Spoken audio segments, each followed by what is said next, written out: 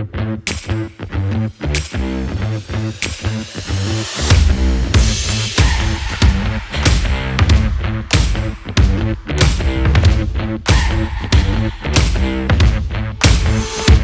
and Ashley, we are so incredibly excited for you to share this day with you and walk beside you as friends and family, watching God continue to grow you and challenge you as a couple, and how He's going to continue to surprise you with His love as husband and wife. Blake and Ashley, prepare to be surprised.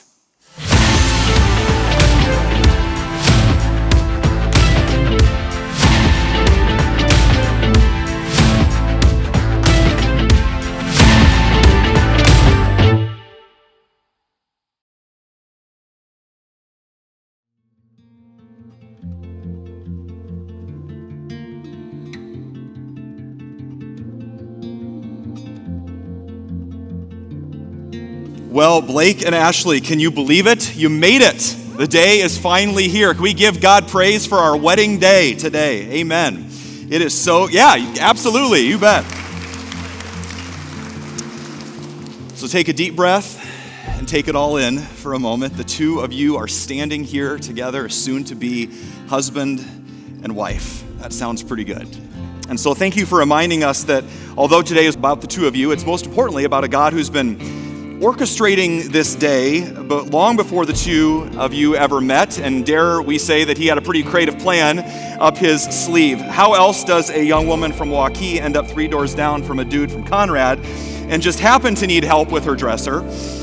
And look who shows up to help, your future husband. How's that for God writing your story, right? Taking the command to love your neighbor as yourself, quite literally, like you guys took that to a whole nother level. I remember when Blake told me that he was moving from Iowa City to Des Moines. Shortly after his move, he told me that he had met somebody and that she lived just a few houses down. One day about 2 years ago, Ash had a few girls over for an Iowa State tailgate at her new townhome. Ashley got wind her neighbor was also having a tailgate, but an Iowa tailgate. So I said, come on girls, put on some lip gloss, we're going over there to see these boys. Well, the neighbor was Blake. I'm not sure it even took a few hours for Blake and Ashley to start hitting it off that day. They went on their first date that following week after the tailgate parties, and honestly, the rest is history, and here we are today.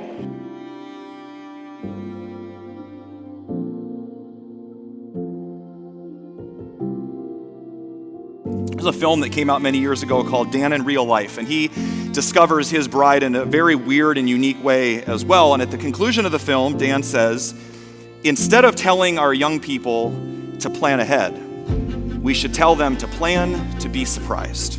Who says that God doesn't have an element of surprise? And so as I was reflecting on today and what God has been doing in your life for many years, I just kept hearing that phrase, plan to be surprised. So surprise, again, yes, marriage is about romance, feelings, being happy, all the things that the world tells us that marriage is about. Way deeper than that, I think that you'll come to find, as many, many couples have here today, that it's about commitment. It's about faithfulness. It's about deep joy, listening, empathy, sacrifice. Ephesians 4:2 says, always be humble and gentle. Be patient with each other, making allowance for each other's faults. And I'm not just talking about the other person's fault of like you're cheering for the wrong team in the state of Iowa or whatever those faults might be that you have in each other. The truth is, today you're saying to each other, I accept you just as you are and not as you should be. I'm going to love you even when there's good days and bad days, because there's going to be some days where you look at each other and you might say, who in the world is this person that I married? You're probably going to continue to be surprised by their weird habits or their weird ideas. I first met Ashley at a New Year's Eve party that she was hosting. I remember telling myself to be on good behavior and not to screw this up for Blake. I remember being in awe of Ashley's creativity, going all out for New Year's decorations and the amazing food spread. Since that night, I've been so fortunate to get to know Ashley and watch her and Blake grow as a couple. She keeps Blake on his toes, especially after a tall glass of red wine. They've made a beautiful home in Ankeny, and Blake will make a great suburban dad. I can picture him lathered up in sunscreen, wearing his Lululemon joggers, out mowing the front lawn. But then I remind myself that he has an HOA to take care of that.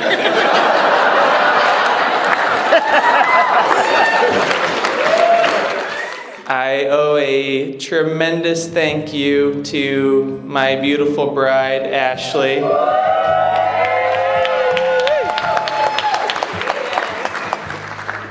Who is crazy enough to do their own floral, their own hair, their own makeup.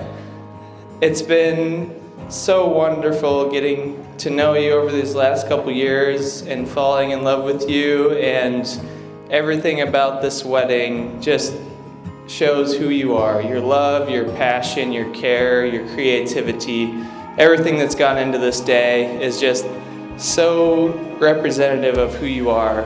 I'm really excited about our future. We take out for our honeymoon on Monday, and I know we'll be setting goals and having discussions about the future on the plane ride there. So.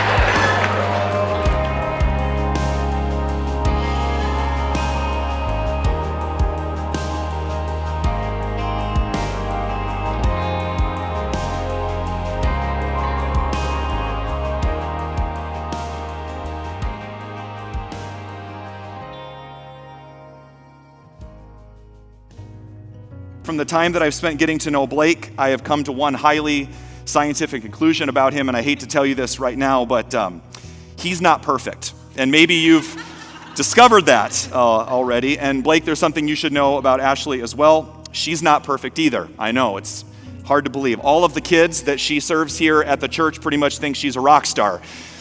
But she is not perfect. But thankfully, marriage is not about finding that one perfect person that you were destined for. Marriage is about finding a broken, imperfect person that you have the incredible opportunity to show God's grace to every single day.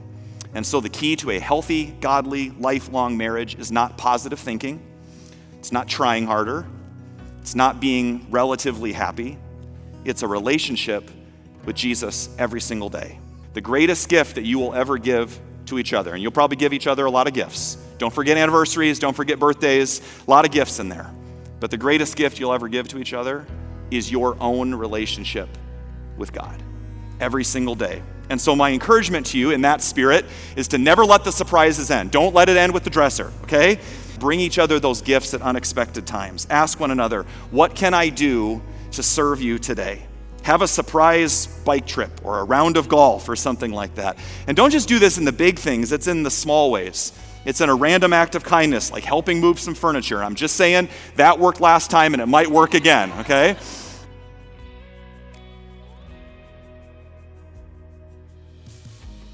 At this time, I'll have you turn towards each other, and you can hold hands if you want, absolutely. And they're going to repeat for one another these vows that they have chosen for one another today. In the presence of God, I, Blake, take you, Ashley, to be my wife. In the presence of God, I, Ashley, take you, Blake, to be my husband. To have and to hold from this day forward, in joy and in sorrow, Plenty and in want, in sickness and in health, to love and to cherish, so long as we both shall live. And now, without further ado, Blake, you may kiss the bride. And now it gives me great joy to present to you for the very first time, Mr. and Mrs. Blake and Ashley Zacharias.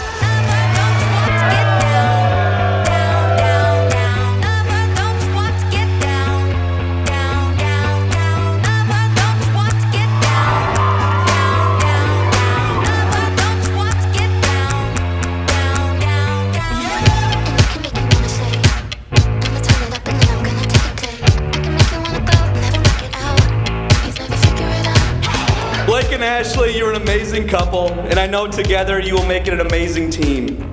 You two are truly yin and yang for each other. You are whiskey to wine. You both are equally as lucky to have the other as a life partner. You two level each other out and both push each other for the things you want to achieve. I can't wait to see what the future holds. With that, I would ask that everyone raises a glass and toast to our future, and thank you all for being here. Cheers.